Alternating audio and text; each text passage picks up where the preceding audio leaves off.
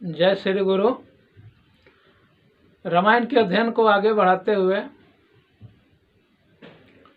आज हम संत महिमा का गुणगान करेंगे। गुरु के गुणगान के बाद गोस्वामी तुलसीदास जी संतों का गुणगान किए हैं। देखिए, संतों का गुणगान करने के बाद गुरु का वास्तविक रूप पता चल जाता है। इसीलिए कहा गया है कि बिनु सतसंग विवेक न होई, राम कृपा बिनु सुलभ न सोई। कहते हैं कि जब तक सत्संग नहीं होगा, संतों का समागम नहीं होगा, तब तक विवेक नहीं होगा। देखिए, हमारी बुद्धि में विवेक भी रहता है, ज्ञान भी रहता है। जिस तरह से दूध के अंदर दही भी रहता है और घी भी रहता है, लेकिन दूध को दही बनाना पड़ता है, फिर दही से उसकी छाली निकाल करके मह करके उसका घी निकालना पड़ता है। उसी तरह से भक्ति, भक्त और भगवान, ये तीनों एक ही स्थिति में रहता है। भक्ति को जब हम मानते हैं तो भगवान उसमें प्रकट हो जाते हैं। अब भक्त यानी इस देह को भक्त कहा गया है, और जिस देह से भक्ति होता है उस भक्ति का एक ऐसा समय आता है जिसमें इस देह में ही भगवान प्रकट हो जाते हैं। लेकिन संत का समागम इसलिए करना पड़ता है कि आज के समय में गोस्वामी तुलसीदास 1631 ईस्वी में इस रामचरितमानस का रचना करते हैं।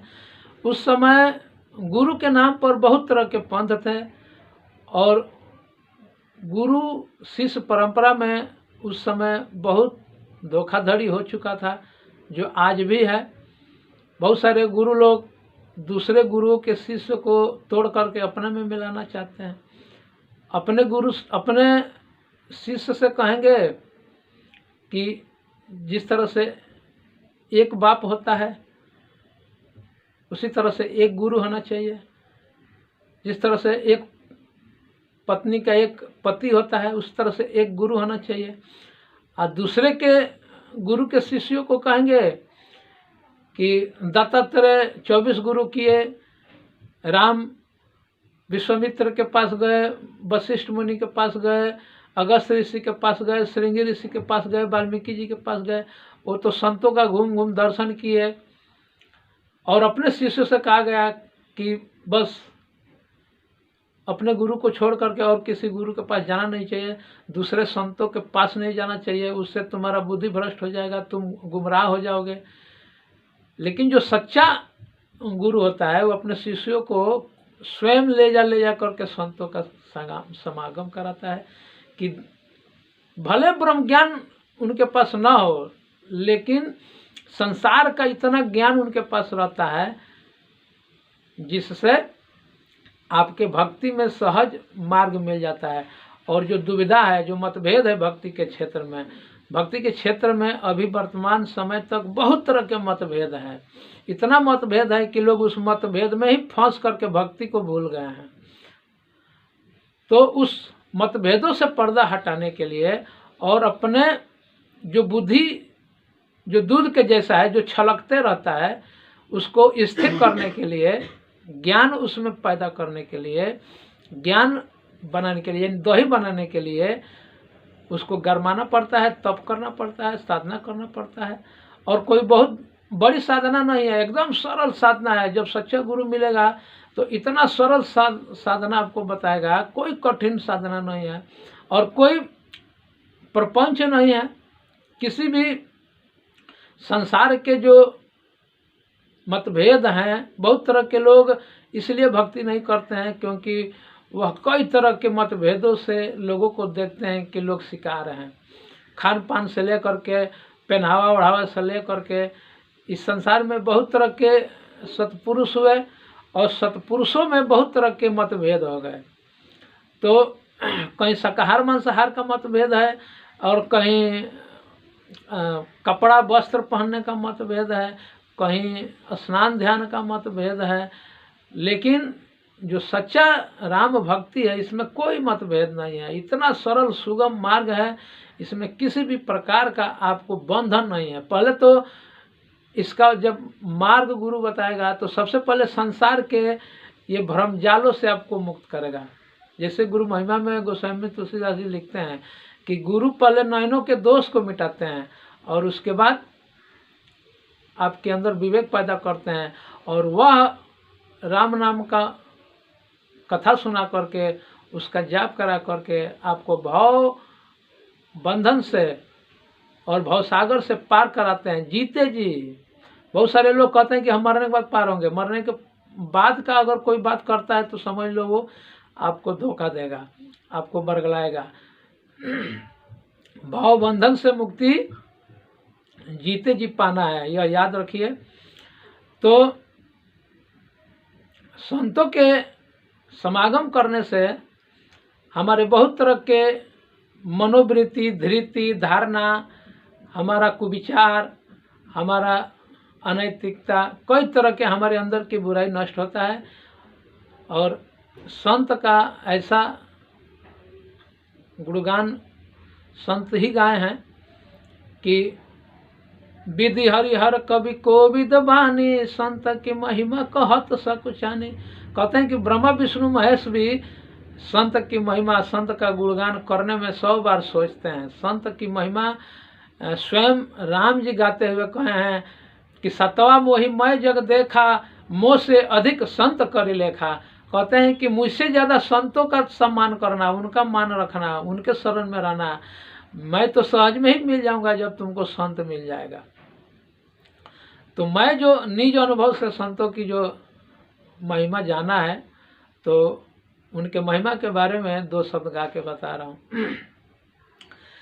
अरे संत सोना के खजाना कभी पीतर ना होगा, संत सोना के खजाना कभी पीतर ना होगा, गिरीश डीजल मोबिल भैया कभी तर ना होगा, गिरीश डीजल मोबिल भैया कभी तर ना होगा।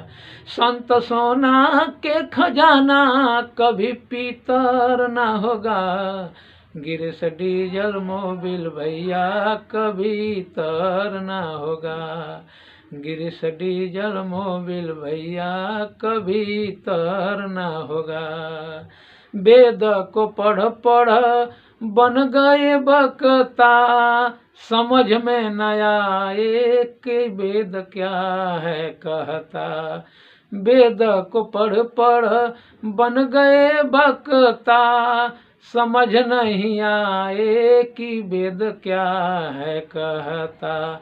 कुआं कितना भरेगा समुंदर ना होगा, कुआं कितना भरेगा समुंदर ना होगा, गिरीश डीजल मोबिल भैया कभी तर ना होगा, गिरीश डीजल मोबिल भैया कभी तर ना होगा।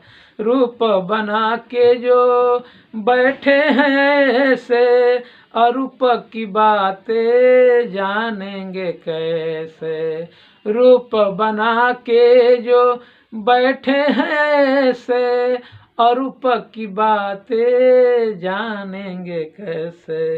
रूप रूप का जिसमें रूप अरूप का फिक्र ना होगा, जिसमें रूप अरूप का फिक्र ना होगा, गिरीश डीजल मोबिल भैया कभी तर ना होगा।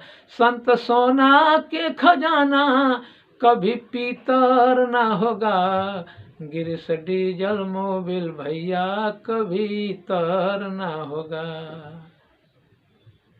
समझने वाली बात यह है कि भक्ति के क्षेत्र में देखिए, हमारा जो 5 ज्ञान इंद्रिया है, आँख,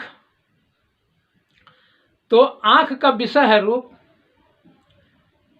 और संसार के लोग तरह तरह के रूप बना करके भक्ति करते हैं, जबकि भक्ति का मर्म है, बात ध्यान से समझ लीजिएगा, भक्ति का जो मर्म है कि जितने भी रूप हैं वो रूप से अरूप के तरफ जाना है। किसी भी रूप, जितने भी रूप दिखाई देते हैं ये सारे रूप उस परम सत्ता के हैं, लेकिन वो परम सत्ता जो अरूप है, अरूप भी वो परम सत्ता जो कहा जाता है, जो निर्गुण निराकार है, तो वह निर्गुण निराकार भी यह माया का ही रूप है। यह रूप अरूप ये दोनों माया का रूप है। जो सत है वह अव्यक्त कहा गया है, जो अकथ कहा गया है, जो अलौकिक कहा गया है, जो यह चर्म चक्षु से दिखाई नहीं देता है, दिव्य दृष्टि से भी नहीं दिखाई देता है। दिव्य दृष्टि भी आदि शक्ति जो शंकर भगवान को दी थी, वो दिव्य दृष्टि भी माया का ही है, क्योंकि ब्रह्म को देखने के लिए आत्म दृष्टि चाहिए। दिव्य दृष्टि भी माया का है, ये चर्म चक्षु भी माया का है, तो माया के आंख से माया ही दिखाई देगा। इसलिए रूप और अरूप में माया है, और ये रूप अरूप को संचालित करने वाला, प्रकाशित करने वाला, इसमें शक्ति प्रदान करने वाला और इसको चलायमान करने वाला जो अव्यक्त सत्ता है, जो अकथ सत्ता है, जो परम सत्ता है, उसी को इस पूरे जगत में आत्मा सबसे परम है, इसीलिए उसको परम आत्मा कहा गया, यानी कि सबसे परम आत्मा, इसीलिए उसको परमात्मा कहा गया। तो संत के पास जब हम जाएंगे तो तरह तरह के संत हमें उपदेश करके, है ना, देखिए संत उपदेश नहीं करते हैं, उपदेश और संदेश में आप समझिए, जैसे हम गीता, रामायण, बाइबल, ये सब हम संदेश है, यानी कि जो आंखों से पढ़ा जाए, मुंह से कहा जाए, ये सब संदेश है। उपदेश का मतलब होता है कि वह, मतलब ये शरीर से ऊपर उठ गया, प्राण से ऊपर उठ गया, मन से ऊपर उठ गया, और आत्म तल में जा करके आत्म दर्शन करके परम तत्व में जो अकथ है, जो अलौकिक है, उसमें समा करके अव्यक्त हो गया।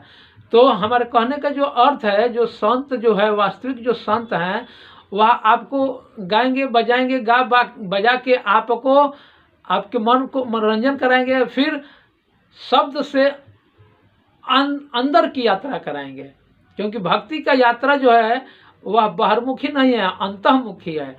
तो रूप से अरूप के तरफ ले जाकर अव्यक्त के पास पहुंचाएंगे, और शब्द से अशब्द के पास ले जाकर के अव्यक्त तक पहुंचाएंगे, या गंध से निर्गंध तक ले जाएंगे, या स्पर्श से निस्पर्श तक ले जाएंगे, निरीह तक ले जाएंगे, इच्छा से अनिच्छा तक ले जाएंगे, प्रभाव से अभाव तक ले जाएंगे। अभाव के बाद जब सब चीज़ का आपके जीवन में अभाव हो जाएगा, तब वह परम सत्ता विनाशी तत्व आपको दिखाई देता है।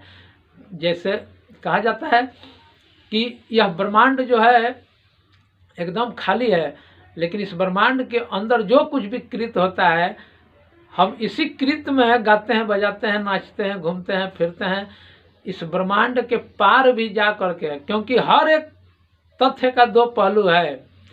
अगर यह ब्रह्मांड, इस ब्रह्मांड के अंदर हम लोग हैं, तो इस ब्रह्मांड के बाहर भी इसकी आवरण है, जहाँ कोई जहाज से नहीं जाता है, लेकिन गुरु के सानिध्य में रह करके, संत के सानिध्य में रह करके ध्यान से वहाँ जाता है। ध्यान से तो जहाँ नहीं जाना चाहिए वहाँ भी आदमी चला जाता है। बॉम्बे बैठा है, वह अमेरिका की बातें सोचता है ध्यान से। तो ध्यान की एक ऐसी प्रक्रिया है जो संत आपके ध्यान को प्रगाढ़ करता है, और नहीं दिखाई देने वाला आपको दिखा देता है। इसलिए संत की सदा जय जयकार गाया गया है। जय श्री गुरु।